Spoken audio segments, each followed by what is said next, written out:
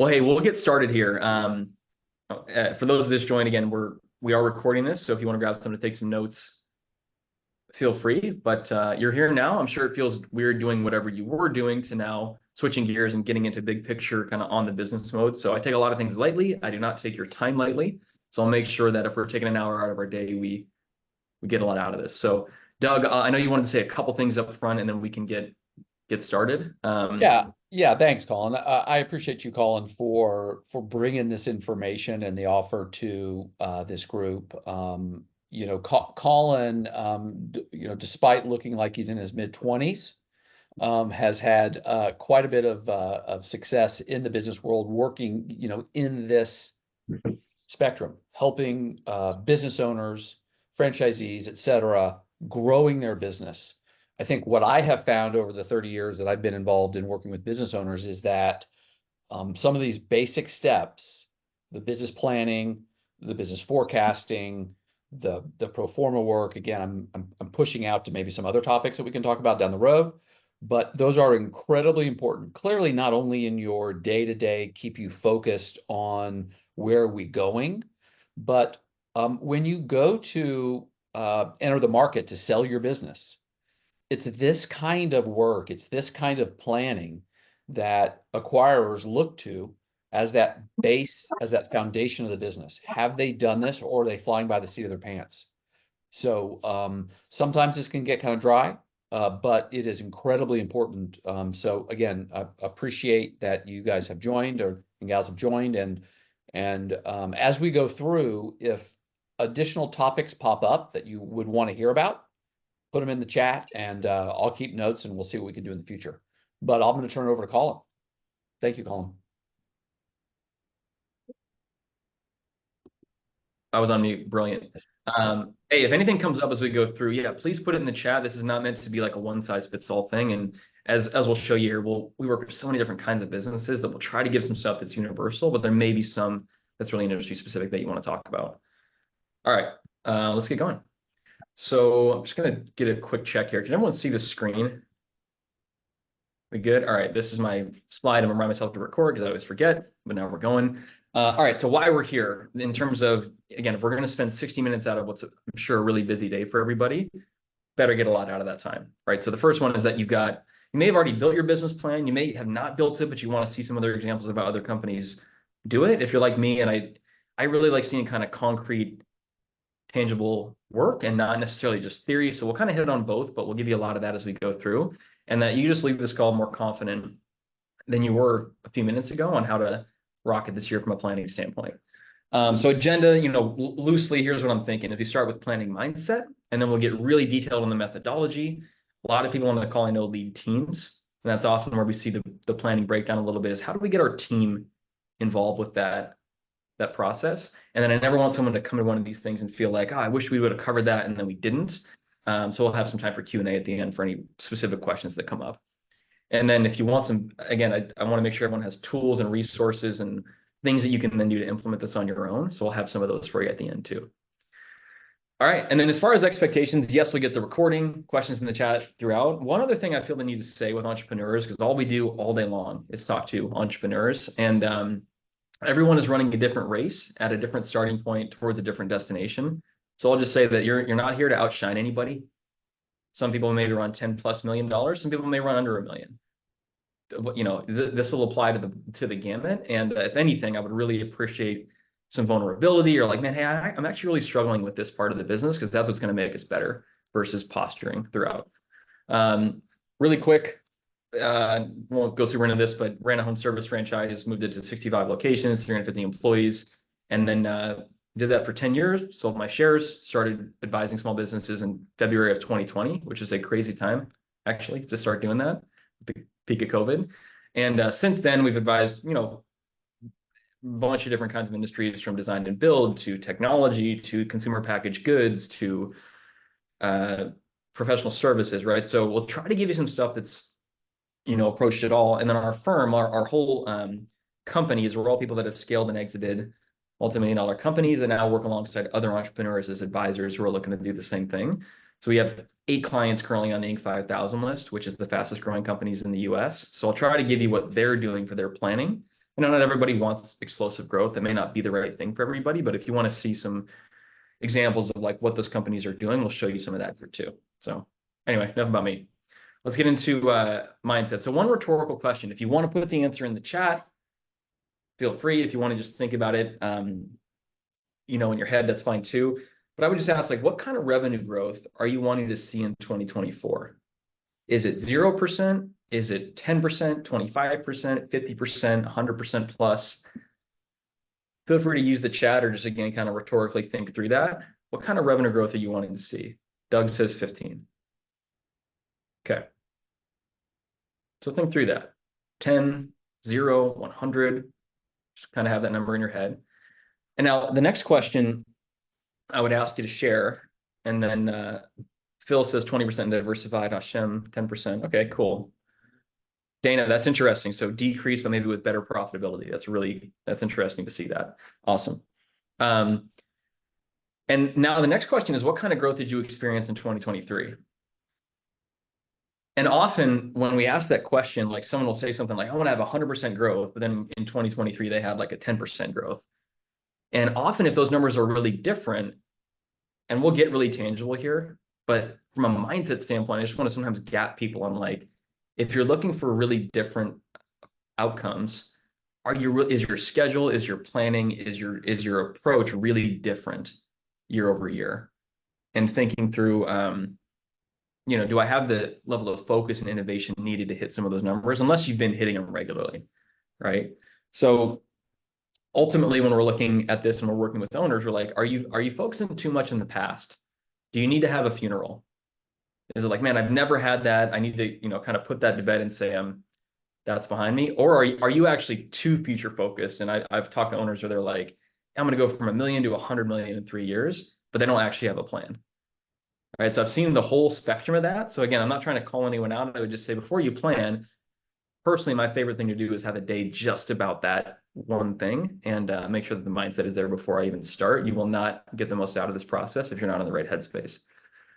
And ultimately, you know, on that point of, typically with, especially over the past couple of years where the economy hasn't been as robust as it was in even 2021 at that point, we've had a lot of owners that maybe don't have the level of thoroughness that they would like on how to break that trend, and need to face some reality in terms of like slowing down and actually doing a thorough planning process with this.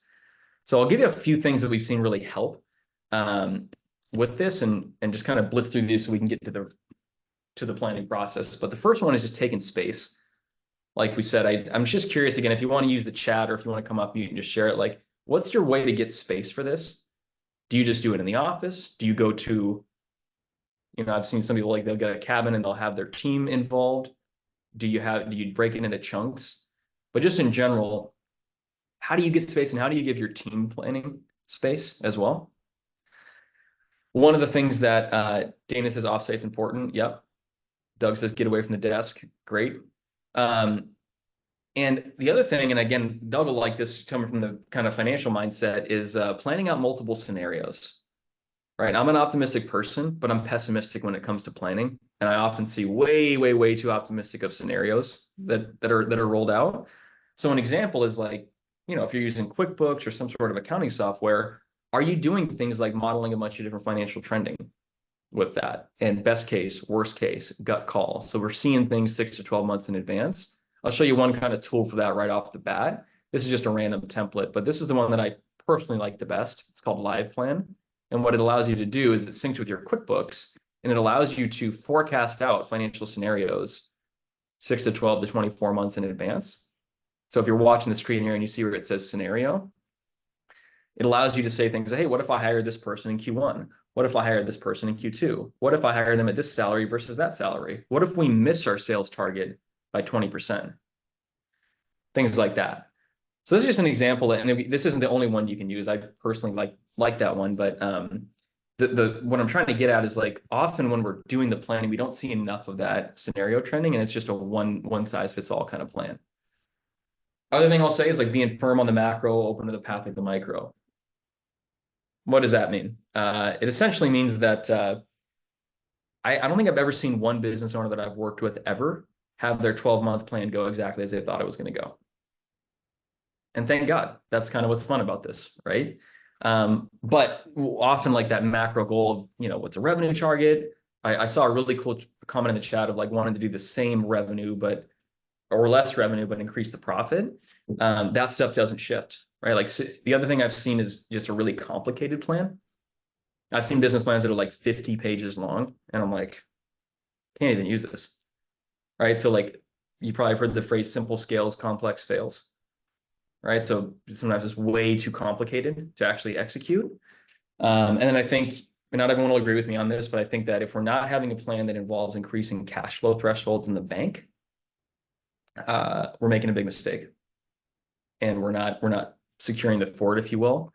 And the final one is just review, use Doug, use someone else that you have in your network to actually look at it and poke holes in it and challenge you on those different scenarios that you ran. And again, I'm showing you all this to say that I know I'm telling you stuff you already know, but this is the part where if we really do a good job at this is the part that no one really sees, that I think separates the high performing businesses from the ones that we work with that don't have as much traction as they would like. And ultimately, again, when I look at someone's plan and when they're describing it to me, and if it's really, really elaborate, my antenna goes up that it's probably going to fail. And I would ask you, like, and I'll show you some stuff that comes from $200 million companies today down to $1 million companies. And the best plans that I've seen are really simple, right? So we'll show you some examples of that. So ultimately what we, coming from the mindset standpoint, we often hear like do more with less. And I'm going to push you a little bit to do more with more. So here's what I mean when I say, this is often what we hear when people say do more with less. So one is they're often like, hey, I'm going to start a brand new service or product. That's often a pretty risky thing that we see businesses flop on, is not doubling down on what's working, but trying to start something brand new or just being in the experiment phase too long. Ultimately, the other piece that leads to that is generating too many ideas without really having the end goal in mind. Starting all in on something, you think of Amazon, right? Like they didn't go all in on e-commerce overnight. They started on books and they tested here and there. And they said, actually, this is working really well. Now we're going to go all in once the testing period is done. Searching for Hail Mary solutions.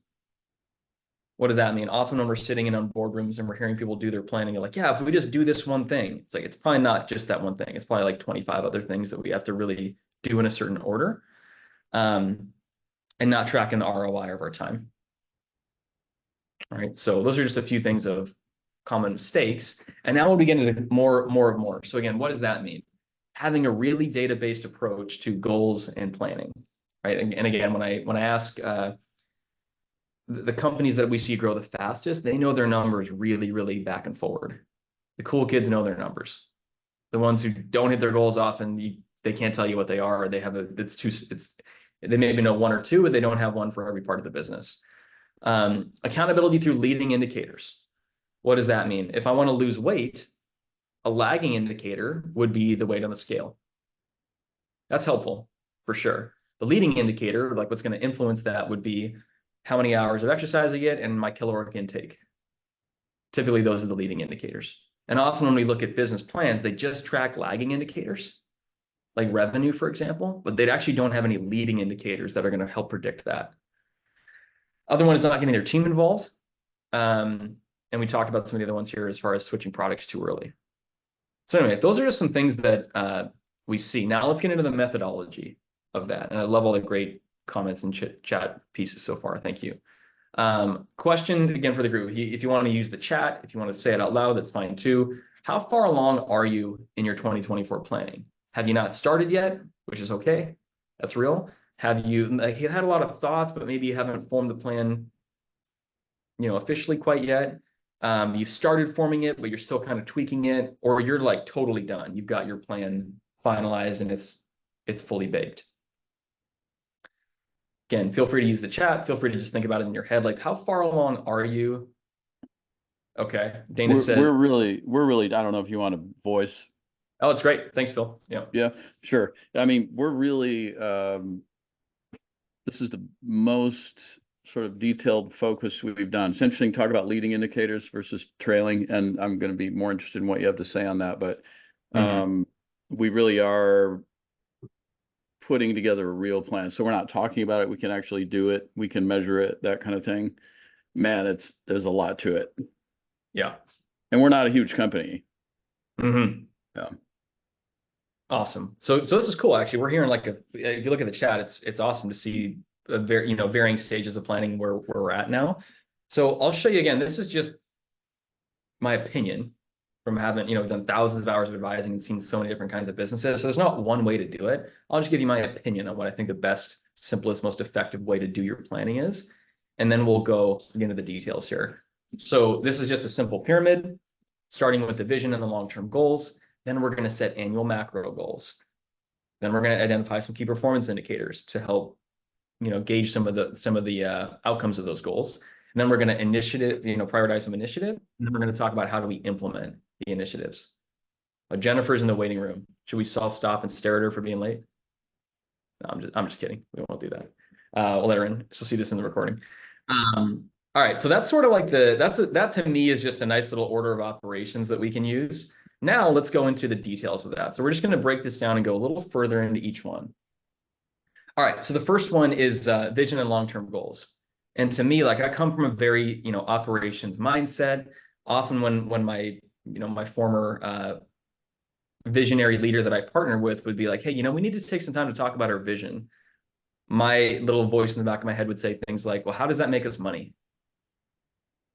Like, how does the why make us money? And that was a totally immature or wrong thing to think, because it does matter, and the best companies do a really good job of this. So this is the one that I would often skip because to me it felt so obvious. And when I ask business owners to like describe this to me, they're like, yeah, no, I got this. Do you? If I called your team, could they tell me what it was? Can they recite it for you? Like, is everyone really bought into that, or do you know it, but maybe the team doesn't know it? So often, like what we'll do there is looking back on, hey, why did I become an entrepreneur? Is that really showing up in the work that I'm doing? Is my team bought into that? Do they really understand that? Those are all just rhetorical questions. But I'd think through that if you want to privately take a note and say, like, what's the why in terms of where I'm going with this? Personally, I like there's a book called Vivid Vision by a guy named Cameron Herold. I found that book really, really helpful for creating a vision for someone who's maybe not a natural visionary. It's not my strength necessarily. I found that really helpful. And often what they'll do is they'll do mission statements with that. And I'll cautiously tell you that because I'll read this here. And again, I'll see who can be brave in the chat and tell me who you think this statement is. So this is someone's vision statement, a very popular company that you probably know. We provide our products and services with a dedication to the highest degree of integrity and quality of customer satisfaction, developing long-term professional relationships with employees that develop pride, creating a stable working environment and company spirit. Does anybody know whose mission statement that is?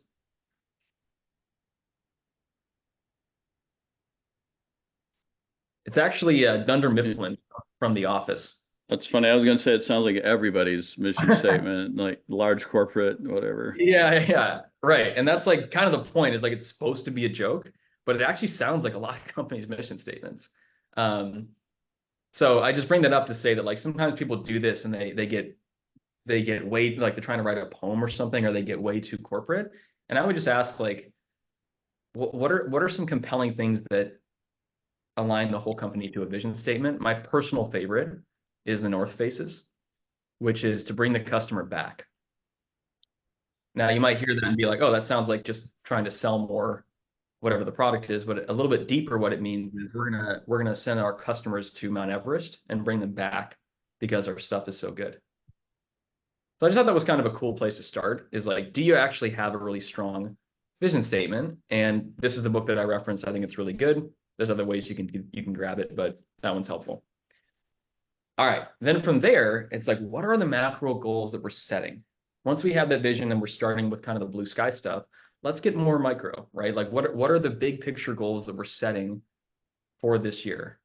Normally, we see, 2 or 3 of them pretty common, and there's one that's often specific to the company. So most companies will set revenue or profit goals, right? I like what Phil said earlier on, wanting to actually improve the profit, but not necessarily, or sorry, that was Dana, decreasing the revenue with increased profitability, excuse me. That's cool, right? So you may not even have a revenue goal. You may just have a profit goal that the revenue is a function of. But I've also seen things like number of customers served. I've seen things like number of employees. When I ran a painting franchise. We painted houses up and down the Northwest. And the best year that we ever had, our primary macro goal was for every one of our employees to make a certain dollar amount. Because we found that if every employee over the course of the painting season earned a certain amount of money, that means that we had in turn painted the number of houses that we needed to paint, and that all kind of trickled down from there. And what I would question you on this one is, because then the question is, well, how do we pick the top 2 to 3? The question I would ask is, are you ready to say no to anything that doesn't drive towards those objectives? And if the answer to that is no, then maybe you need to try a little harder there. All right, then once we have those, then we're going to look at key performance indicators. So what are the things that we're going to measure to go hit those numbers? For example, I'll show you what I would consider a pretty good KPI dashboard here with it's a company that we work with actually in Portland. These guys are on Inc. 5000, and they're trying to hire about 20 people a year. They know that their North Star is hiring people. So their key performance indicators are really dialed in for hitting that big goal, right? And for them, if they want to hire 20 people, they're like, okay, so if we get 10 resumes, how many of those 10 do we call? Okay, and then from there, if we get 10 initial calls, how many of those 10 do we interview? Okay, and then from those interviews, and so you can see from there, they've got kind of the math done, where, for example, if they're trying to hire 2 people a month starting this month, but if I put that number to 6, watch what happens to these numbers. It all changes, right? Like you can see that they reverse engineered how much activity they need to go hit that big macro goal that they have, right? And then from there, what they have is they've got a really detailed, like, hey, here's how we do each step of our process, which we're getting a little bit ahead of ourselves, showing you like, the initiatives here. But this is an example of what I would consider a pretty good KPI dashboard to hit a very important macro goal for that company. So yours will look totally different, right? But I would just encourage you to think about, like, that's the level of planning that people often do to have, their KPIs really dialed in. So if I'm trying to if I'm trying to hit a sales goal, well, how many leads is that going to be? What's my conversion rate going to be? How many appointments is that going to be? How many contracts? What's my average contract size? And I see some heads nodding, and I see some folks that are like, oh, that may be a different way to think about it. But man, if we get that really dialed in, it's going to go so much better in terms of being able to hit it. Just like if I had a lemonade stand, right? If I wanted to have a certain amount of lemonade sold every day, I would need to know how many customers I need to talk to, how many cups I need to sell, what the dollar amount is, etc. So in terms of where to identify these, in terms of where, how and where to identify these, this is our opinion of how we, can kind of break the business down into different KPI sections. And the metaphor is that it's kind of like a propeller, right? So in an airplane, the engine of it would be the financials, right? Everything is connected to that. If we're going to sell more, if we're going to hire people, if we're going to spend money on marketing, if we're going to invest in technology, that's all connected to the financial engine, right? So I want to have some key performance indicators around that. Then there's sales and marketing. That's what drives the growth, right? That's what gets more revenue into the door to then increase the size of the company, which naturally will put tension on the other side, which then, is my capacity. That's recruiting great people, having the amount of leaders that I need to then lead through layers if that's my model. And then around the whole thing is productivity, which could mean technology, automation, or it could mean like systems, playbooks, things like that. So to show you another example, again, I want to make sure that when people come to these, they've got plenty of examples. This is just another simple business planning tool that takes everything that we just showed you and puts it into a nice little pyramid, right? So this is the vision of where the owner wants to take it. And as you can see, it's not just about revenue. It's like, hey, I want to spend more time with my family. I want to be a community pillar, blah, blah, blah, blah, blah, right? There's macro goals for the year. There's the KPIs that they're tracking. And then there's the initiatives, which we'll get to here in a little bit, that they're going to go implement. And then from there, they've got kind of a set of KPIs for every one of their propeller blades in their business. So if I were just to randomly pick, let's say marketing, for example. I know this looks like a lot, so don't worry about it. Again, you'll get the recording if you want to review it. But for them, they've got like their KPIs on how many leads they're getting from every one of their marketing sources, how much they've spent versus how much they've booked So then they can tell really clearly what the return on the investment is on their different marketing spends and make really good decisions based on data, and not be like me, where you were the guy that spent $40,000 on SEO and got literally nothing because I didn't have this.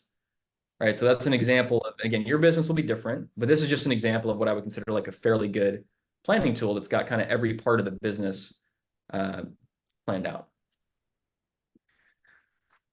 So I'm going to pause for a sec. I know that was a lot and we still got more to cover.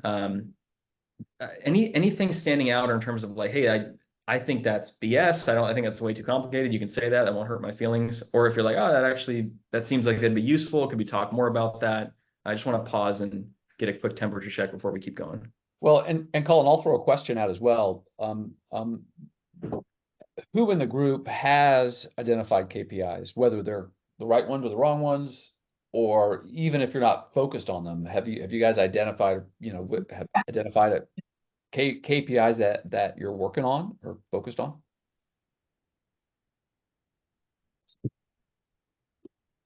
See a couple heads nodding. Yeah. Dana's got revenue per employee. That's cool. Like that. Project profitability. Thanks, Yeah, Dana. this wheel is very helpful to see where the KPIs can come from and how they contribute to the whole thing. That's great. Yeah. Definitely. And then the other thing that we often see, and I definitely missed this when I was younger, was just looking at the enterprise value of the company. And this is kind of a cool exercise. And I know this is right in Doug's wheelhouse with kind of work that you probably all do together, is how valuable is your company? And most of the time when I ask business owners their revenue, they could pretty much tell me what it is pretty quickly. I'd say less commonly, they can tell me what their profit is. But when I ask people, so how much is your company worth right now? Almost no one can tell me that. And so another way that you could look at the planning is, how do we make the company more valuable? And again, even if you're not going to sell it, building it as though it could be sold is a really good thing to do. Because we work with some clients who are like, I'm never going to sell this thing. I love this. And then they get an offer that just blows them away and they change their mind. Or we have people that are like, I cannot wait to stop doing this. Like, I just want to be done. And then the business gets a little bit easier to run and they actually want to keep it. So another way that you could do your planning is through calculating the enterprise value. So again, this is just a tool that is an EBITDA multiple calculator. And what it does is it basically takes your revenue and profit, and then it shoots out whatever your profit is for the year, and then it values it based on a multiple, right? So a multiple meaning that, like, if your net profit or your EBITDA is, let's say, 100,000 for easy math, and you have a 2 multiple, 2 times 100,000 is 200,000, so your business would be valued at 200,000.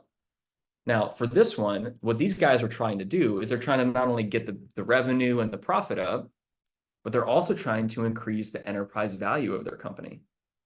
And how do you do that? Well, we can get, this is not an end all be all list, but these are some things that we can do to make the company more valuable. Getting a leadership team installed, decreasing the number of hours it takes the owners to run the business, improving the brand reputation by marketing and having more predictable lead flow, getting recurring revenue. Stuff. This isn't the only way to value a company, but this is often a good exercise to look at, because what we're telling these guys is, we're like, hey, even if you grow this thing by $1 million in revenue, but you keep the same multiple, watch what happens to this valuation down here. It's like $5 million less. So I love what Dana said earlier on, like, do you want to grow the revenue, or do you actually want to keep the profit going up and then improve the multiple of the company? But most people don't plan like that. They just plan on, like, growing revenue and profit. So again, everyone has a different race they're running, but I just often see that missed. And if you want to know, if you want to get a valuation range of your company and kind of see an example of, like, the enterprise health of it, we'll give you a link at the end of this meeting where you can do that for free. I'll show you an example of what one looks like just so you can check it out. This is just a template. But this isn't, these guys have a revenue and profit score, and then we had them go through and basically answer some questions about the different propeller blades in their company. And then it showed them, all right, from where it is today, you got some gap to close before you're exit ready. And this guy doesn't even want to sell it. We're just saying until it's exit ready, where you have the option to do that if you wanted to. And for them, they've got his different health scores on the strength of their financials, their sales, their marketing, blah, blah, blah, blah. And then from there, it'll shoot out a valuation range. It'll show you, hey, based on your profit or revenue, like this is about what you'd expect. And again, this is a range. It's not an exact number because when the due diligence happens, it's, you know, it's not an exact science with that. But the range we're looking at is this. Okay, if you get this, this, and this up, you can increase the value of your company by millions. And so anyway, if that's helpful to you, you can send that out later on. But that's just another way to kind of look at some of the planning pieces is, am I not just growing it, but increasing the enterprise value of it? All right, let's keep going. Doug, it's almost like I paid him to say this. He was like pro formas, right? So read my mind a little bit on how do we then financially connect the dots with some of this stuff. Again, I personally, I don't come from the world of financials. I come from more the world of operations. So the more simple we can make this, the better, in my opinion. I really like this tool Live Plan because again, it allows me to project out my numbers before they happen. So that even like in 2020, we advised restaurants in 2020 that went to zero revenue overnight. What do you do? It's like, well, you can model out the scenario and it actually makes it easier to make tough calls, even if they're really ugly scenarios, if you do it in advance versus what most business owners do, which is just kind of see what's in their bank account and then react to that. So I'm not accusing anyone of doing that on the call. I would encourage you to get something that allows you, even if it's a spreadsheet, to forecast that out. And then from there, connecting all that back to the financial plan and make sure that we've got certain cash flow thresholds that we're building towards as we grow this thing. So I say all that to say, the final piece of all this and around the whole thing is just productivity, right? It's like how productive are like I saw someone saying revenue per employee on their on the chat. I thought that was a really cool comment, and that's often a blind spot for folks is like they don't actually know their revenue per employee for their company. So that kind of wheel that you saw earlier around those different propeller blades, that productivity piece, if you can see where my mouse is, that's often where we'll do like an automation audit. Even companies that we work with for 5 years straight, which we have a bunch of those, we still do an automation audit once a year, just to see if there's any technology that we could, get some time back with, or do we have any systems that we need to build that are not built? That's all kind of part of that planning as well. So continuing on with the initiatives, right? This is like great, and I've been the guy who, again, I come from operations, so I'd be on calls with our company CFO, and he'd be like, "All right, so you need to go increase profit by 4%." I'd be like, "Yeah, how?" I have to go like do that in real life. Like you're typing that into a spreadsheet. So you know how hard that's going to be, right? So this is like, all right, what are the initiatives we have to actually go do to realize whatever those numbers are, right? And that might be new strategy, that might be new training, that might be new procedures, and that's often the things that we work on with the businesses that we partner with. Is like, what are the things we're going to go do and implement to hit those things above there? So just to show you an example plan of what this looks like. Again, everyone's a little bit different, but I happen to think this is a fairly good business plan. This is a company that's grown 1.5 to 3 million a year for the last few years we've been working with them. And it's just a one page with all the stuff that we talked about, everything in that pyramid that you see here, just in a simple one page document. So for example, they've got a vision of where they want to take it. They've got their macro goals for the year, profit, revenue. They have a couple other things of initiatives they want to implement. And then from there, they just have 5 things that they're tracking that kind of hit on most parts of the company, right? They have a revenue, they have a profit goal. We have a number of clients they want to survey. They have what's called a PALM score, which is a really specific customer management score for their industry, which is restoration. And then they have a Google reviews, right? It's really whatever you want to track, but they have something that they're keeping a pulse on with every part of the company. And then from there, where the actual work comes in, is they've got initiatives every quarter for different things, like people initiatives. Who do we need to hire? Who do we need to promote? Who do we need to develop? What systems do we need to build, if any? Sales and marketing stuff, right? And then some customer service stuff, and then some random things that don't really fall into any category, but are still kind of meaningful. So I've shown a few examples of this so far, but this is one, this is almost $10 million company that has just a one-page business plan. So it doesn't need to be complicated. It just needs to be easy to execute and course correct where needed. Cool. So now let's get into business planning pitfalls, and then we'll make sure we have a break for questions and workshopping. Rushing the process. Ideally, and again, I know we're in March, so it's not, this isn't like a catching you doing something wrong, so it's not the end of the world if you don't have this. But ideally, when you're looking at 2025 business planning, you'd have most of the vision and macro goal stuff done in October. You have the KPIs and initiatives in November, and then in December, you're actually already getting a head start on it by having your team involved if you lead employees there. That to me is a good runway. You could argue that you could move a month up with each one of these. That's a big one, is just having a good timeline so you can do it in chunks and you don't have to do it all in one day. Other one is too complex. We already talked about that one. It's pretty straightforward.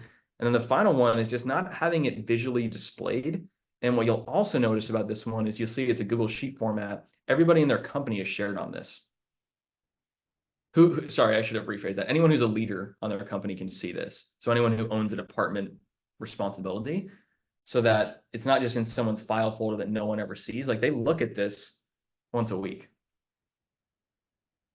And a lot of times just having, forcing yourself to come back to it a bunch of times, that's what actually gets the traction with that.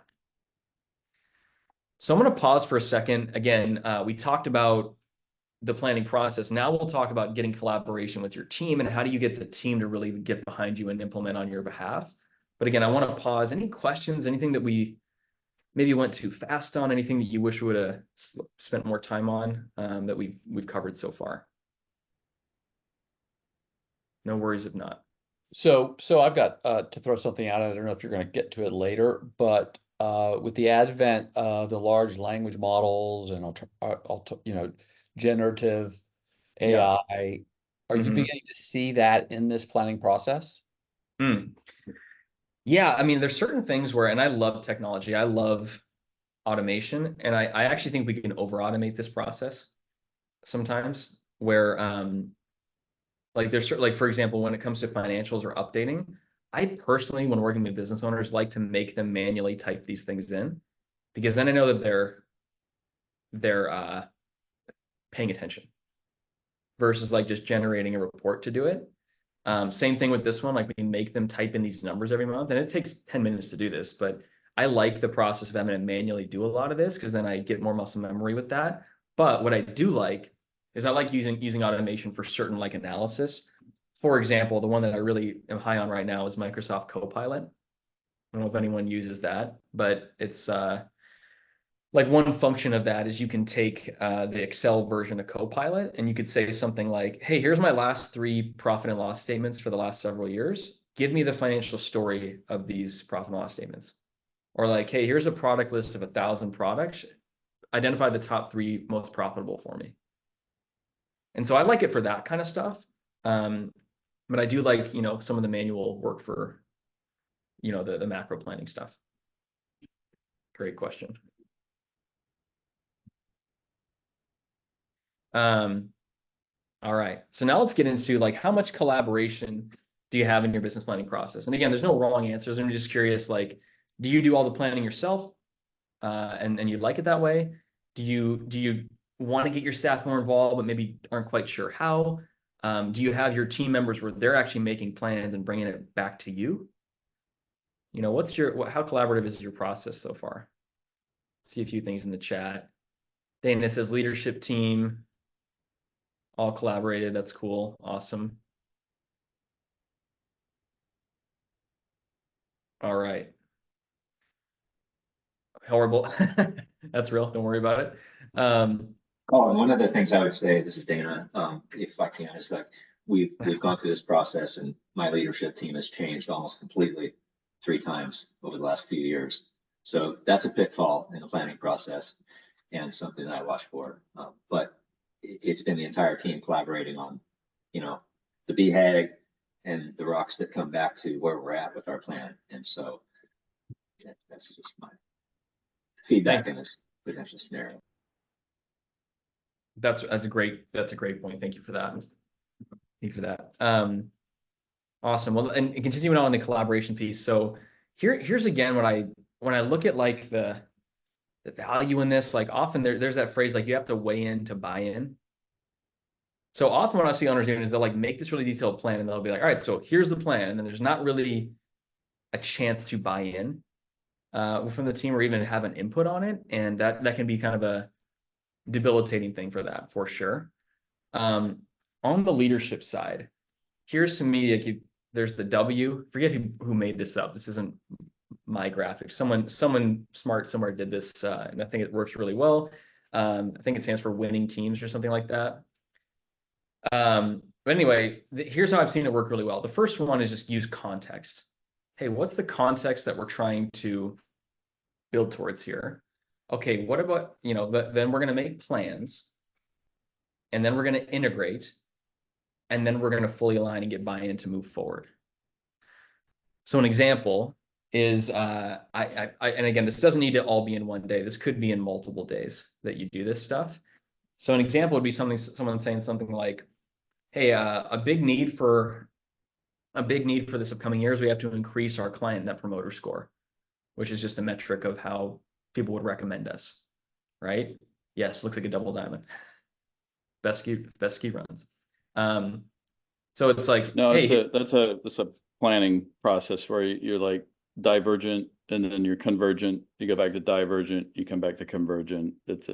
Look it up. It's very interesting. okay, awesome. Thank you for that. I hadn't heard that one. I like it. Yeah, so an example would be like, hey, we need to increase our net promoter score this year. Why do we think we need to do that? Is everyone aligned that we need to go do that? Cool. So between now and the next week, I want you to think about putting a plan together that you're ready to then present to the group for feedback on how you would go do that. Then they reconvene, people talk through it, they change things, they adapt things, and then they say, okay, so between now and the next time we talk, here's going to be the metric to go move the needle on this exact initiative. And your job is not to shoot things down. Your job is not to black hat anything. Your job is just to ask a bunch of really good questions and have them buy into it. And a lot of times, even if they don't know what to say, even if they don't have great ideas necessarily, just the fact that they were consulted will make them much more able to execute. And you probably have heard of that buy-in equation. And the buy-in equation is essentially the quality of the plan times the buy-in to the plan equals the execution of that plan. So for example, if my plan is a 10 out of 10, this is an amazing plan. Just do what I'm telling you to do. Just go do what I'm telling you to do. But their buy-in's a 1 out of 10. 1 times 10 is 10. Percentage chance of that they're going to actually execute that is 10%. Whereas if my plan's not that good, it's okay. It's maybe a 7 out of 10, but their buy-in is a 10 out of 10. The execute 7 times 10 is 70. Execution percentage of that plan is probably 70%. So I say that because I think people sometimes they're like trying to make a science project or something when they do these business plans, but then they don't integrate them into their team, and it falls short of what they would expect there. So here's just an example collaboration timeline that you could use when doing that. Starting with a formal planning process, kind of lock in dates for each stage of the planning, make sure you know what the deliverables are, and then schedule time to collaborate on these things as a group. And again, with these guys, they come back to this once a week with their team. Like they're always looking at this, and this stuff changes throughout the year, right? But the macro goals don't change, and they just course correct where needed as they go towards it. But the team is really, really involved in the planning process. So Colin, I have a quick question. How large is this company? I mean, in other words, is this a team of 3, putting this together, or is it a team of 10? Well, I mean, These guys, I think these guys have 20 employees. Okay. Yeah. And the nice thing is that because there may be some solopreneurs on the call who are like, I only have maybe myself or a virtual assistant. And like, I still think it's the same process. It's just maybe a little bit faster with, the collaboration period. Great question. And I almost at my timeline. I'm a little bit behind, but always want to make sure we have 15 minutes for any questions, any sort of Q&A. Nothing's off the table. If you feel like we missed something, or if you feel like, hey, I wish we would have covered this, happy to do that as well. And I'll make sure to leave you with some resources. But now we're to the point of any questions or comments that people wanted to hit on that we maybe hadn't hit on yet. I guess I would say, Colin, that This is awesome. Thank you very much. This puts it in a very easy to follow and common sense way. We've gone through with EOS for several years, and when we started, we had a leadership team of 9 people. Pretty quickly, we shrunk that to 6, which was a lot more manageable. We had better collaboration. But what I said in the chat a minute ago, and it's kind of like the overarching thing for me. And by the way, excuse me, we're in kind of reactivity right now from a couple of unprofitable years. We're going to get out of it, but that affects our planning as well. And it's like a roadblock for me. But what we did is planned for revenue and market growth. The overall assumption was to lower our overhead and increase our competitive edge in the market, right? And I didn't, you said something at the very beginning, which resonated with me big time, and it was planning for different scenarios. We only planned for success of our plan. We didn't plan for if A, B, or C fails in there. And when they do, you're getting punched in the face, right? And now, now all bets are off. So that's my 2 cents, and it's the thing I've learned. And so I'm following this with that in mind. And man, what a great point. It's like when airline pilots get their pilot's license, they have to do like 1,000 hours in this video game like thing where it's like, what if a flock of birds hits the propeller? What if a lightning hits the plane? What if there's a passenger that passes out on it? Like, they have to do all these worst case scenario things so that they're kind of ready for it when they happen. But for some reason, as business owners, we often don't do that. Really, really good point. Any other thoughts or questions or? I will say, Colin, that there's in my world, the financial world, right? There's a lot of emotion around money, of course, and also investing in equity markets. But removing that emotion by coming down to the numbers, putting them on a piece of paper, spreadsheet, entering them, whatever it is that you do, and then reflecting back on it helps remove some of that emotion. And so it separates out between, like in my world, it's the belief the economy drives everything, not the other way around. And so being able to focus on the economy gets rid of a lot of that noise or chatter from talking heads, and gets you to focus on the economy, which long term. And the same thing with whether it's your KPIs or your customer, whatever, is focusing on that helps get rid of some of that noise. Great point. Yeah, we were just doing this exercise with a business owner earlier this week where we basically took all of their clients and put them in a Pareto, which is, top to bottom, how much they're paying per month. And we're like, hey guys, so 1% of our revenue is 17% of our clients. And they're like the hardest ones to collect from, the worst ones to work with, the most pain in the ass in so many different ways. But then it was like, but guys, check this out. 56% of our revenue comes from 16% of our clients. So why are we spending all this time with people that aren't really making us money and are actually dragging a lot of our team down by doing that work? And, it's again, they kind of intuitively knew that, but we just had to put it in this format. And then it's like, hey, we need to like politely move on from these clients. And like, we could never do that. We're like, yeah, you can.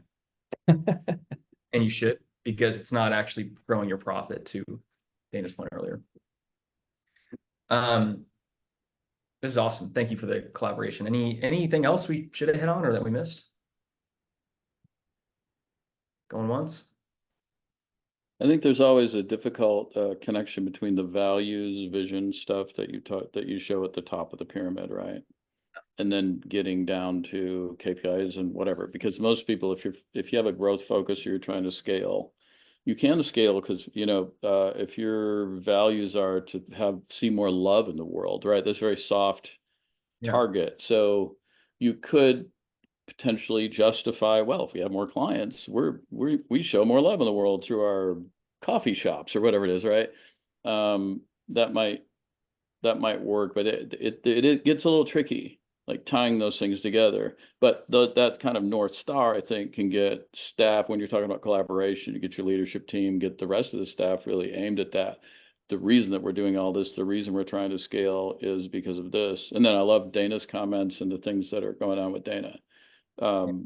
Just this idea of pulling things in into a cleaner, more efficient, or more effective process is his goal right now. And I could imagine he was looking at that, top 1% of the revenue from 17% of the clients, maybe he has a scenario like that, who knows, but it's the value, tie the value to the KPI. I think or to the goals. Those can be a little bit tricky. That's a good point. And that's such a like leadership art, right? Is tying the to a bigger cause. Great point. Colin, if I could say something, it just occurred to me that it's in that vision portion that Phil's talking about there. Our vision was clear, but what it wasn't clear on, and it didn't address, was what the owners wanted. And I put this in the chat a minute ago. It's like, what do me and my partners want, and when do we want it, and how does the business get us there? And obviously the business was getting us to a better place, but they were not linked. And so we're going, okay, we met our goals or we didn't meet our goals. And now here we are we want to transition at some point. That wasn't part of that plan. And it's just, it seems really obvious, but I read something, or somebody said this to me a month or so ago, and it just was such a moment of clarity for me. And you addressed it with this vision there. And I think that's the thing. It was totally my fault, but it was not, I didn't realize it. And it was not brought to me. It was not put forth that way. So I feel like you're doing that, and I'm grateful for that. It's important. Oh, thanks for sharing that. That's such a great example of like, we can be solving the wrong route sometimes with that stuff. So great point. All right. Well, hey, I know we asked for now your time, and I'll let you out a little bit early here. I'm going to do a couple things. So one is I'll give you, I'll put this in the chat. This just helps us a lot. We never want to take an hour out of your day and have you not feel like it was worth it. So we're always trying to get better. You're not going to hurt our feelings. I can definitely take the feedback and say, this was useful, this was not useful, here's what we wish you would have covered, blah, blah, blah. So I just put that in the chat for you there. And then I'll also send this out in an email. And the other thing we'll send you to in an email is just that link to take that enterprise health and value assessment, which is kind of fun to take because it'll show you, it's like a 30-something page report, but it'll show you, the different health scores in the different parts of your business, from financials to sales to marketing to productivity to recruiting, et cetera.